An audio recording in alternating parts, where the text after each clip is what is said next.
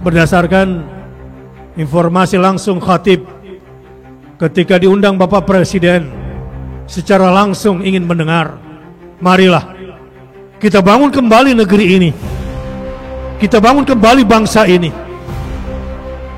Mereka-mereka yang sedang bertikai di atas, kelompok-kelompok mafia yang selama ini sudah menikmati tambang APBN Indonesia, biarlah negara yang menyelesaikannya. Kita rakyat jangan mau lagi dijadikan bahan bakar, diprovokasi, diperalat seperti yang kita lihat belakangan ini. Tapi jangan pernah berhenti untuk terus kritis, untuk terus memberikan masukan dengan cara-cara yang dibenarkan, dan kami terus terang kepada Bapak Presiden. Dan Bapak Presiden juga menyadari bahwa selama ini kita dipecah belah dan umat Islam dibenturkan dengan negara. Kali ini tidak lagi.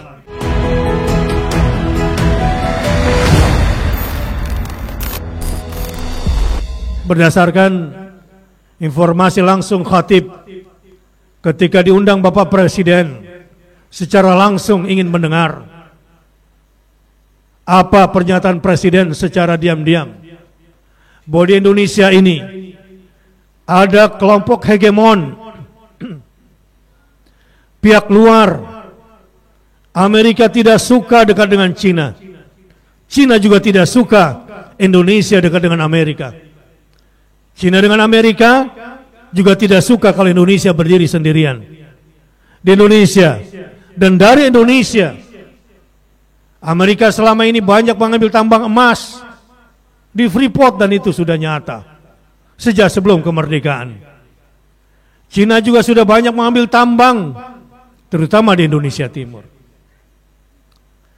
Ke depan, ketika pemerintahan mengambil keputusan untuk independen, katakanlah, ini analisis khatib, kalau Indonesia ingin punya produksi mobil sendiri, mudah, karena Indonesia pernah buat, sampai hari ini sebetulnya bisa buat. Kalau Indonesia ingin menggunakan nikelnya untuk memproduksi mobil listrik terbesar di dunia, bisa. Di Bandung, di Pindad, mobil Maung, bahkan pesawat terbang yang pernah dibuat oleh Pak Habibie, dan tenaga-tenaganya sekarang masih ada, bisa. Kalau Indonesia ingin membuat senjata-senjata hebat, bahan baku dunia sekarang tertuju ada di Indonesia. Indonesia bisa. Manusia-manusianya juga sangat bisa. Saudara-saudara, inilah sebetulnya potensi-potensi besar yang kita miliki dan ada di tangan kita hari ini. Nasib kita selama ini memang belum diberikan oleh Allah pemimpin-pemimpin, perwakilan-perwakilan yang dapat menjalankan amanah dengan cara yang benar. Karena itu, di pemerintahan kali ini alhamdulillah, jika apa yang terjadi dari tanggal 25 sampai hari ini tidak seperti tahun 98, alhamdulillah, sedikit khatib bocorkan sebagai saksi di tahun 1998 ketika kerusuhan seperti ini terjadi. Alhamdulillah, yang paling penting, umat Islam tidak mau lagi dijadikan sebagai bahan bakar. Umat Islam tidak mau lagi diadu domba untuk bermusuhan dengan saudaranya. Bagi yang tahu peristiwa 1998, tahu persis bagaimana ketika Pam Swakarsa diperalat dari kalangan pemuda-pemuda muslim, diminta untuk membawa bambu-bambu runcing untuk menghadapi saudara-saudaranya sendiri dari kalangan nasionalis dan sosialis yang saat itu menginginkan pergantian kekuasaan. Seperti hari ini, kerusuhan ini juga sebetulnya secara menengah ada pertikaian di antara mereka. Di antara mereka ingin berkuasa, di antara mafia-mafia di kalangan mereka, di antara kekuatan-kekuatan yang sedang bertikai di antara mereka. Tapi alhamdulillah, umat Islam tidak ingin lagi dikorbankan dalam hal ini. Maka dengan membawa nasihat, dengan membawa pesan yang kuat, para tokoh Islam berbicara dengan tegas di hadapan Pak Presiden yang mau mendengar. Khatib berada pada titik itu, bahwa kita sampaikan apa yang menjadi keluh kesah masyarakat tentang pajak misalnya, tentang tingginya fasilitas yang diterima oleh anggota DPR, tentang bagaimana aparat di lapangan.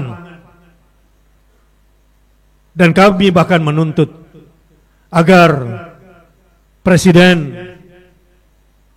memperbaiki aparat dan memilih aparat-aparat yang loyal kepada Bapak Presiden. Begitu juga kepada para menterinya. Semua demi dukungan kepada negara Kesatuan Republik Indonesia. Agar ke depan negaralah yang terkuat. Tidak ada perimbangan kekuatan yang mengganggu kekuatan negara. Di situ para ulama berada. Dengan gaya bahasa yang lembut,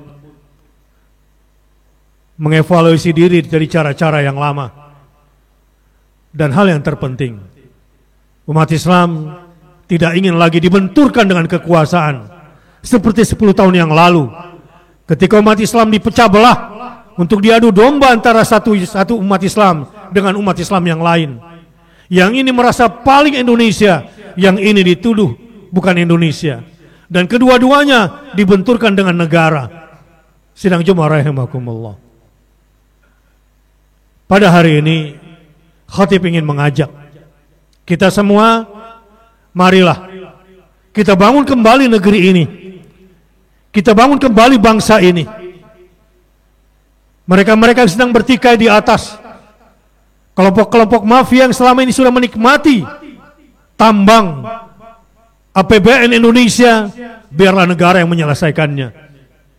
Kita rakyat jangan mau lagi dijadikan bahan bakar, diprovokasi, diperalat seperti yang kita lihat belakangan ini. Tapi jangan pernah berhenti untuk terus kritis, untuk terus memberikan masukan dengan cara-cara yang dibenarkan. Dan kami terus terang kepada Bapak Presiden.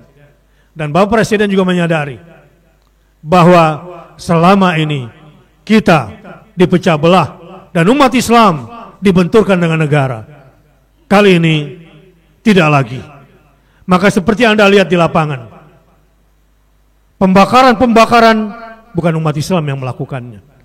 Dan umat Islam bersama rakyat hanya menjaga kampung. Tidak ada tokoh-tokoh Islam yang menganjurkan agar kita perang melawan mereka. Karena kita tahu ini adalah pertikaian antara pelanduk. Mereka yang selama ini menikmati, sekarang kehilangan kenikmatannya. Mereka yang selama ini berkuasa, kehilangan kekuasaannya. Rakyat, bersatulah, tenanglah, kita bergotong royong, bahu-membahu. Jika presiden yang sekarang, pemerintahan yang sekarang mau merentangkan tangan seperti yang kita lihat, maka kita dukung bersama-sama. Atas semua perilaku sebagian dari aparat, perilaku sebagian dari perwakilan rakyat, perilaku sebagian dari pejabat yang menyimpang, bersama negara kita dukung agar mereka-mereka mendapat hukuman secara benar dengan hukum yang benar. Saudara-saudara, konstitusi tetap harus menjadi yang terdepan dalam menjalankan setiap tindakan. Lebih-lebih sebagai seorang mukmin, maka imanlah, takwalah, istafti qalbak untuk hal-hal yang kalian kadang-kadang tidak bisa menetapkannya di lapangan. Rasulullah SAW bersabda, tanya hati kamu, tanya hati nurani kamu. Ada orang menjarah, hasil jarahannya jatuh, lalu kamu ambil. Tanya hatimu, ini barang halal atau barang haram? Kalau itu adalah rumahmu dan itu adalah barangmu, lalu diambil dengan cara itu, kamu ridho atau tidak? Sidang Jumat rahimakumullah. Mari kita tatap Indonesia ke depan yang lebih baik. Mari kita hentikan pertikaian.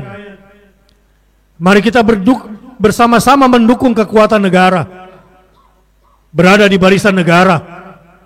Sudah lama umat Islam dipecah belah. Sudah lama umat Islam dibenturkan dengan negara.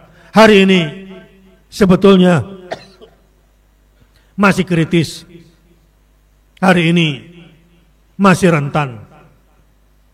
Karena situasi memang masih dipenuhi emosi. Tetapi dengan beristighfar kepada Allah, dengan memohon kekuatan kepada Allah, katakan hasbi Allah, la ilaha illahu, alaihi tawakkaltu, wa huwa rabbul arsyil azim. Terlebih lagi mereka yang dijarah menyatakan ikhlas. Anggota dewan akan mereformasi dirinya. Hak-hak privilege yang diperoleh oleh DPR akan dihapus semuanya. Moratorium perjalanan luar negeri juga demikian.